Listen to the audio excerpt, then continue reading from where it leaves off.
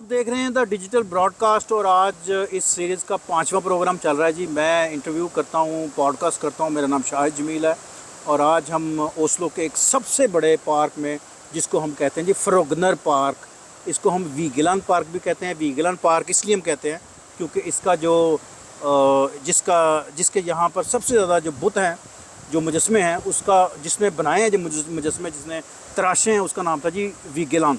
तो उसके नाम से भी ये पार्क मशहूर है जी। डॉक्टर साहब, हम अपना सिलसिला कंटिन्यू करते हैं जी सवालात का। आपने बताया आप पेशे के एतबार से डॉक्टर हैं, आपने तलीम हासिल की और नॉर्वे आ गए। यहाँ पर भी आपने थोड़ा सा हमें बताया नाजरीन को कि आपने अपनी जो एजुकेशन उसको किस तरह यहाँ पे मर्ज किया, किस तरह की। तो जब आपने यहाँ पर जॉब की तो उसमें कौन कौन सी आपको यहाँ पर चैलेंजेस का सामना करना पड़ा, थोड़ा सा बताइएगा। सबसे बड़ा जो हमारे जैसे लोग जो दूसरे मुल्कों से आते हैं और ऐसे मुल्क में जहाँ पे अंग्रेज़ी नहीं बोली जाती, हाँ, हम लोग जो अंग्रेज़ी के आदी होते हैं, हमारे लिए फिर थोड़ी मुश्किल हो जाती है। सबसे पहली बात तो यह है कि आपको वहाँ की ज़ुबान सीखनी पड़ती है। हाँ, नया मुल्क होता है, नए लोग हैं, नया कल्चर, हर चीज़ आपके लिए नई है। क्योंकि हम इंडिया, पाकिस्तान, श्रीलंका वगैरह के जो या बांग्लादेश वगैरह के जो लोग हैं, हाँ, हम लोग चूँकि वो ब्रिटिश सिस्टम में पढ़ते हैं, इसलिए हमें बरतानिया जाते हुए वो मुश्किल नहीं होती राइट, जो उन मुल्कों में जाके होती है जहाँ इंग्लिश नहीं बोली जाती है। हाँ, तो ये वो मुल्क था। हाँ जी, ये वो मुल्क था। तो लेकिन मैंने ऑलरेडी ये फ़ैसला किया हुआ था, बल्कि जब मैं लाहौर पढ़ता था अल्लामा इकबाल मेडिकल कॉलेज में, तो हमारे काफ़ी सारे जो है ना स्टूडेंट्स हमारे साथ, वो फॉरनर थे। अच्छा अच्छा। उन्हें ज़बान का बहुत मसला था। हाँ, मैं उस वक्त ये सोचता होता था कि अगर मुस्तकबिल में किसी ऐसे मुल्क में शिफ्ट हुआ जहाँ अंग्रेज़ी नहीं बोली जाती, तो सबसे पहला मैं जो काम करूँगा वो वहाँ की ज़बान सीखूँगा।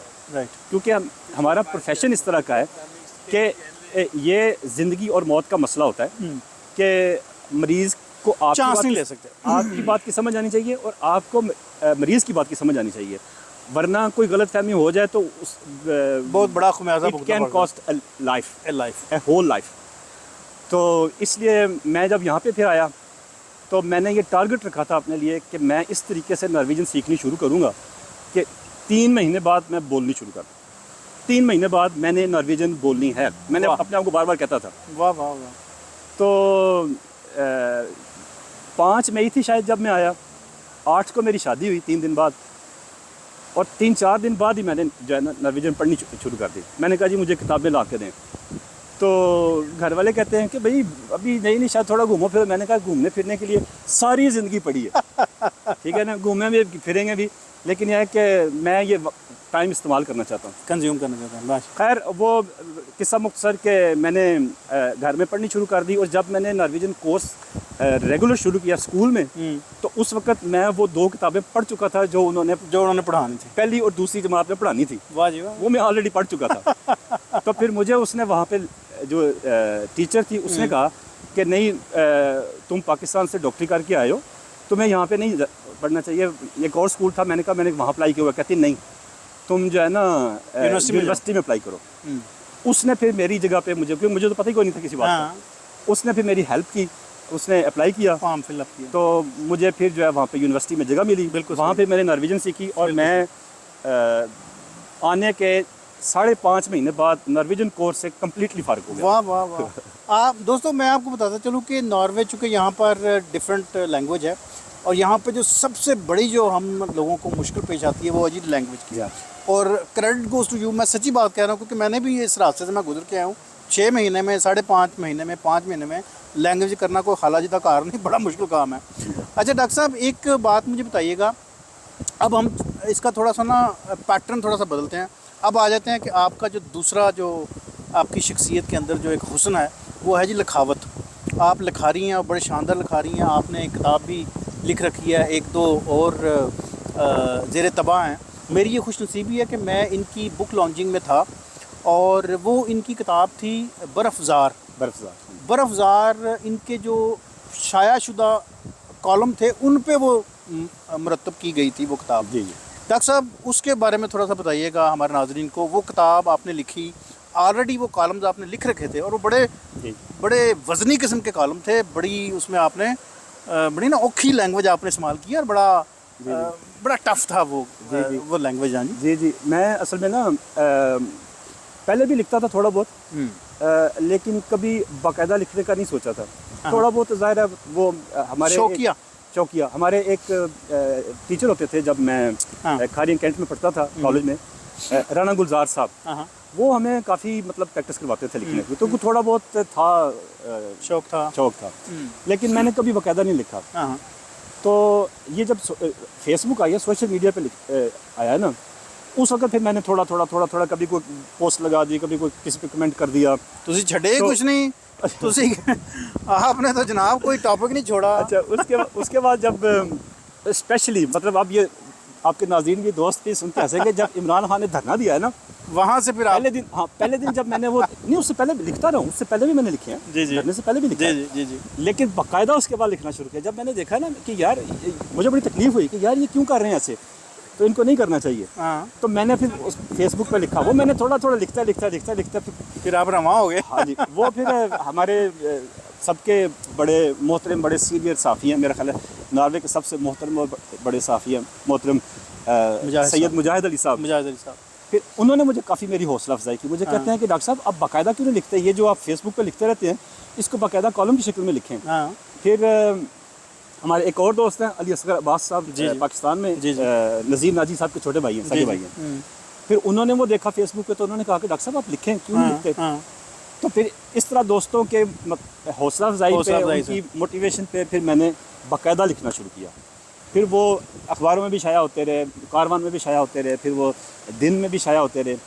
तो जब काफ़ी तादाद हो गई उन कॉलम्स की, तो वो मुख्तलिफ मौज़ूआत पे है। चूँकि सियासत से मेरा खसूसी शगफ़ है बचपन से ही, तो उस पर मैं ज़्यादा लिखता था। तो बाकी मौज़ूआत पे जो है स्पोर्ट्स पे लिखता रहा हूँ, क्रिकेट पे बड़ा लिखा। हाँ जी, क्रिकेट पे लिखता रहा हूँ, और नॉर्वे के जो करंट इश्यूज हैं एग्जैक्टली उन पर भी लिखता रहा हूँ। तो इस तरह फिर वो कतरा करते वो बर्फ़ज़ार की शक्ल में बन गई। अच्छा जी, मैं आपको यहाँ पर एक बात और मैं करूँ कि डॉक्टर साहब की तबीयत इतनी शानदार है, वो किताब यहाँ पर ज़ाहिर है 50-60-100 बंदों ने तो डेफिनेटली वो ख़रीदी है, ये शायद ज़्यादा ने, और डॉक्टर साहब की ये credit goes to him again कि जी उन्होंने वो सारे पैसे जो है ना वो चैरिटी में कर दिए। वो कहते हैं जी कि ये पैसे जितने भी हैं वो उन्होंने चैरिटी को कर दिए, चैरिटी डोनेट कर दी पैसे उन्होंने। यहाँ से इनकी जो है ना वो हमदर्दी, इंसानियत के लिए हमदर्दी का जो है ना वो चैप्टर आप यहाँ से उनको मज़ीद क्लोज़ देख सकते हैं कि डॉक्टर साहब कितने हलीम और कितने शानदार इंसान हैं कि जो अपनी किताब की जो इनकम है यहाँ पर वो भी उन्होंने डोनेट कर दी।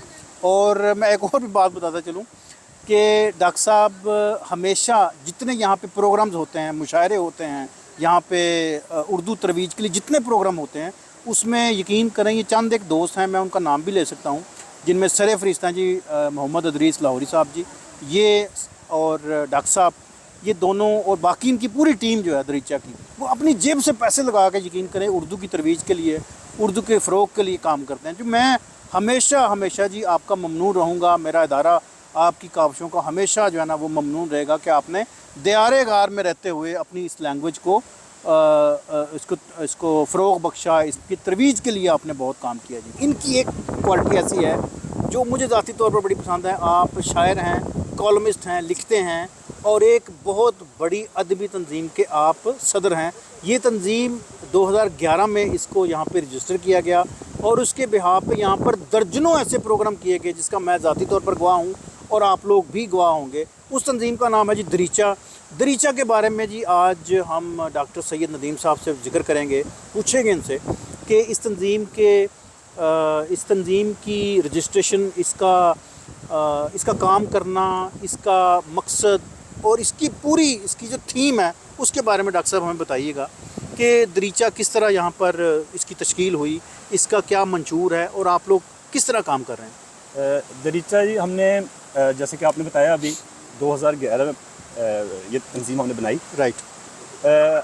उससे पहले यहाँ पे सैयद मुजाहिद साहब जिनका मैंने जिक्र किया, वो यहाँ मुशायरे कराते रहे, बल्कि उन्होंने, मैं खुद तो यहाँ नहीं था लेकिन सारे सीनियर्स से ये बात सुनी है सबसे कि 1985 में जो उन्होंने यहाँ पे मुशायरा करवाया था, बहुत बड़ा मुशायरा था वो, और उसमें बड़े नामवर शुरा आए थे भारत और पाकिस्तान दोनों से। जी।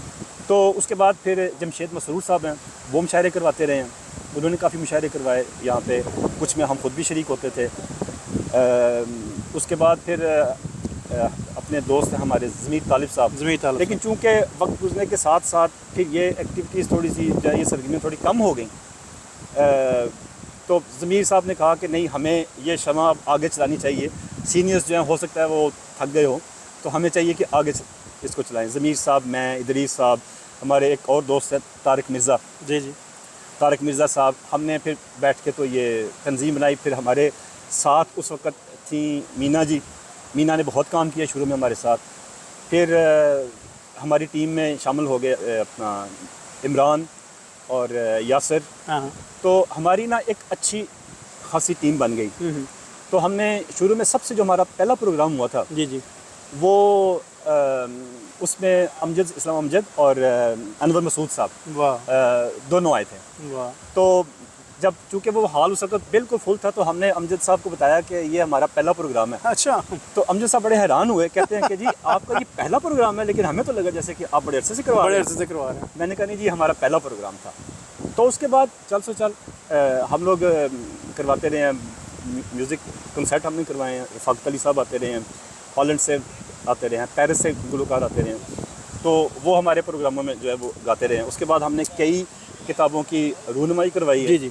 उसके बाद मुशायरे तो लातादाद करवाए हैं। तो साल में 2 से 3 प्रोग्राम हम करवाते रहे हैं।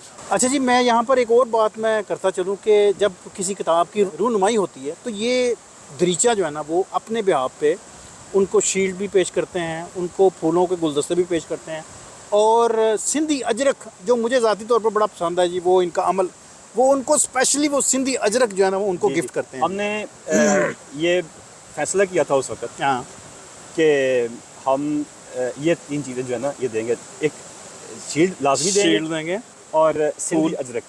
सिंधी अजरक इसलिए कि सिंध भी हमारा है, हमारा कल्चर है, ठीक है ना। या आप कह लें कि क्योंकि वो अजरक मशहूर है, तो सिंबल है जी पाकिस्तान का। हाँ जी, ठीक है ना। इसी तरह कोई किसी ज़रूरी नहीं कि बाद लोग पूछते हैं कि जी सिर्फ सिंधी क्यों, सिंध क्यों, पंजाबी क्यों नहीं, आप तो पंजाबी हैं। हमने कहा कि नहीं, हमें ये चीज़ अच्छी लगती है, इसलिए हमने किया। इसमें कोई सुबाइयत नहीं है, कोई स्पेशल नहीं, कोई खास नहीं, बस एम ही। हाँ जी, मतलब कि एक अच्छी चीज़ है, हमें अच्छी लगती है।